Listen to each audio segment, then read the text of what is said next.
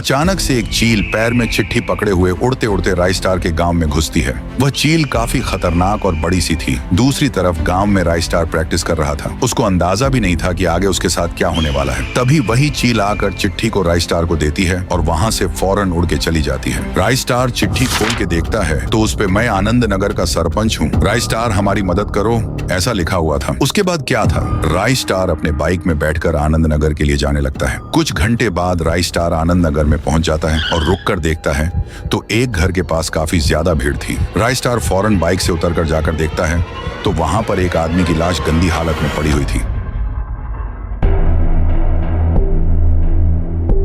सरपंच राइस्टार को देख कहता है, अच्छा हुआ राइस्टार, तुम चिट्ठी पढ़ के आनंद नगर में आ गए। पहले तुम ये बताओ कि तुमने मुझे चिट्ठी क्यों भेजी और ये लाश क्या हो रहा है गांव में? सरपंच कहता है, क्या बताऊं राइस्टार, ये गांव धीरे धीरे खंडहर बनते जा रहा है। रोज यहाँ पर बड़ा सा एक सफेद भालू आता है। वह काफी खूंखार और मौत का भूखा है। जैसे ही उसे कोई भी इंसान दिखता है वो उधर आकर उस इंसान पर हमला कर देता है। अभी तक उसने 15 लोगों को मार दिया है। रोज गांव के लोग उस भालू से परेशान हैं। लोगों के पीछे पड़ता है। अब तुम ही हमें इस भालू से बचा सकते हो। वह भालू गांव के जंगल की ओर गया है। तभी गांव वाले राइस्टार के नाम से नारा लगाते हैं, राइस्टार जिंदाबाद, राइस्टार हमारी आखिरी उम्मीद है। उसके बाद क्या था? राइस्टार गांव के जंगल की ओर चल पड़ता है। राइस्टार जब जंगल में पहुंचकर छुप के देखता है तो हैरान हो जाता है। वहां वही भालू बैठकर रो रहा था और किसी की याद में डूबा हुआ था। राइस्टार ने सोचा, जरूर इसके साथ कोई अनहोनी हुई होगी, तभी ये इतना रो रहा है। राइस्टार ने सबसे बड़े जंगल में जाने का फैसला किया। जब वो बड़े जंगल में आके अपनी बाइक रुकाता है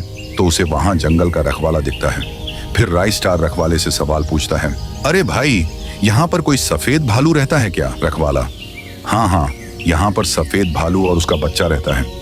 सफेद भालू उसके बच्चे की वजह से वहां से भाग गया है। राइस्टार, पर क्यों भागा वो भालू? उसके बच्चे को क्या हुआ? रखवाला, दरअसल दोनों जंगल में मजे से हंसी खुशी खेल रहे थे। मैं जब नाश्ता करने गया तब 2 शिकारी इस जंगल में बंदूक लिए घुस आए और बच्चे के पैर पर गोली मार के उसे पिंजरे में बंद कर दिए ताकि वो उसे बेच सके। वो भालू अपने बच्चे को खोने की वजह से कहीं तो भाग गया। दूसरी तरफ वो 2 शिकारी भालू के बच्चे को पिंजरे में बंद किए हुए थे। तभी उनके पीछे राइस्टार आता है और पिंजरे के ताले पर गोली मारता है।